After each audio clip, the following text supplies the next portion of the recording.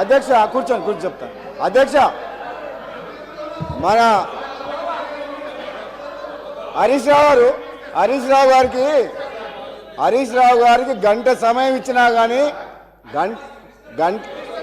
హరీష్ రావు గారికి గంట సమయం ఇచ్చినా కానీ సమయం సరిపోలేదని అంటున్నారు అధ్యక్ష. సార్ కూర్చో సార్ హరీష్ రావు గారు అధ్యక్ష హరీష్ రావు గారు హరీష్ రావు గారికి గంట సమయం ఇచ్చినా ఆయన తృప్తిగా లేరు అధ్యక్ష. ఎందుకంటే వాళ్ళకు మన ఊళ్ళలో ఏమంటారు అధ్యక్ష, మేనమామ సాలు వచ్చిందంట అధ్యక్ష. అంటే ఆయనకు మాటలు చెప్పడంలా, అబద్ధాలను నిజం మాట్లాడలా. ఆ కేసీఆర్ గారు ట్రైనింగ్ మాత్రం కేసీఆర్ కుటుంబ సభ్యులకు మేనల్లునికి మాత్రం చాలా పోలికలు వచ్చినాయి అధ్యక్ష.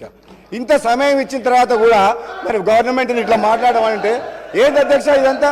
అధ్యక్ష నేను ఎందుకు చెప్తున్నా అంటే మన వ్యక్తిగతంగా నా పేరు తీసుకుంటా అధ్యక్ష. వ్యక్తిగతంగా నన్ను ఏమన్నాడు, నేను ప్రసంగానికి అడ్డు తగులితే ఏమన్నాడు, నువ్వు ఎంత మొత్తుకున్నా నీకు మంత్రి పదవి రాదు అని అన్నాడు అధ్యక్ష. సభా సాక్షిగా మైక్లో ఏమన్నాడు, నేను అడ్డుకుంటుంటే నువ్వు లేచి నిలబడితే మంత్రి పదవి రాదు కూర్చో అన్నాడు అధ్యక్ష. అన్నాడు. నేనేమంటున్నా, నువ్వెన్నేళ్ళు కష్టపడ్డ హరీష్ రావు గారు కేసీఆర్ తర్వాత కేటీఆర్ అవుతారు కానీ నీకు మోసం జరుగుతుంది కానీ వాళ్ళు ఏం చేయరు నీకు. నువ్వు మాత్రం ఎంత కష్టపడ్డా నిన్ను వాళ్ళు నీకు తండ్రి కొడుకులు వాడుకుంటారు తప్పితే నీకు అక్కడ న్యాయం జరగదు.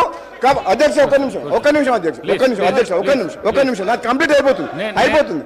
ఒక్క నిమిషం నన్ను ఒక మాట అధ్యక్ష, నాకు క్లారిఫికేషన్ ఇస్తున్నా. నాకు మంత్రి పదవి రావాలన్నా వద్దా మా ముఖ్యమంత్రి గారు మా అధిష్టానం నిర్ణయం తీసుకుంటుంది.